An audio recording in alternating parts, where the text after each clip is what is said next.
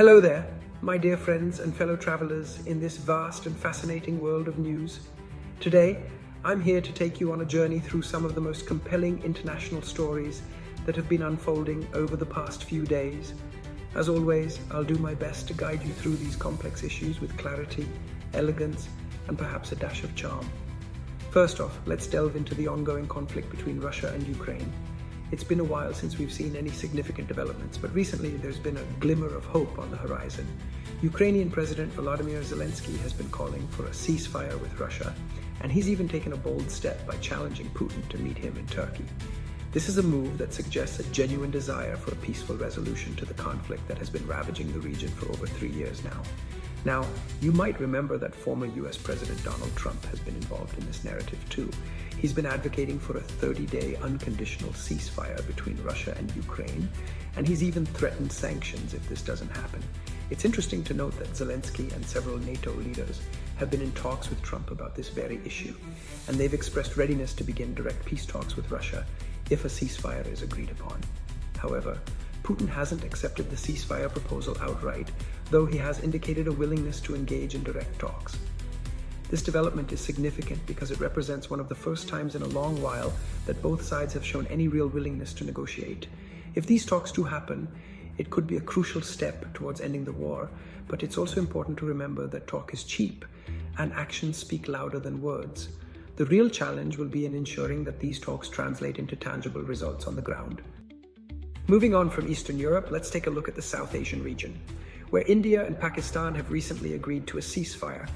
This comes after a series of military confrontations, including the dramatic shooting down of Pakistani jets by India. The agreement has led to Pakistan reopening its airspace, which is a significant development, especially for commercial aviation.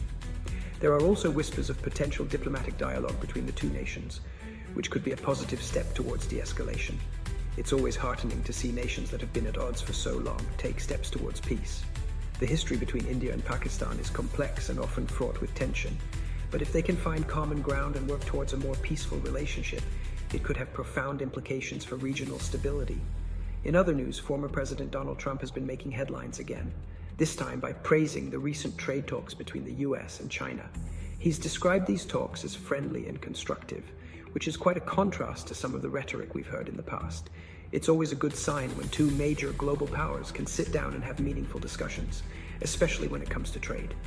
The US and China have been locked in a trade war for years, and any progress towards resolving their differences could have significant economic implications for the world. Meanwhile, in Bangladesh, there's been a lot of political tension brewing. The interim government has banned the Awami League, which is one of the major political parties in the country. This move has added to the already simmering tensions, and it's not clear how this will play out in the coming weeks. Political instability is never easy to navigate, especially in a country with such a complex history as Bangladesh. Lastly, let's talk about the Middle East, where there have been reports of an Israeli attack on Gaza. This has led to restrictions on aid entering the region, which is causing humanitarian concerns. It's a tragic reminder of the ongoing conflicts in the region and the need for a lasting peace.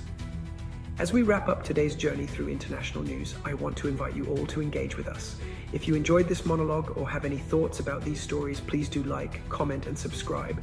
Check the description below for more information and links to some of the sources we discussed today. And don't forget to share your insights in the comments. We love hearing from you and value your perspectives. Until next time, thank you for joining me on this journey through the world's most fascinating stories.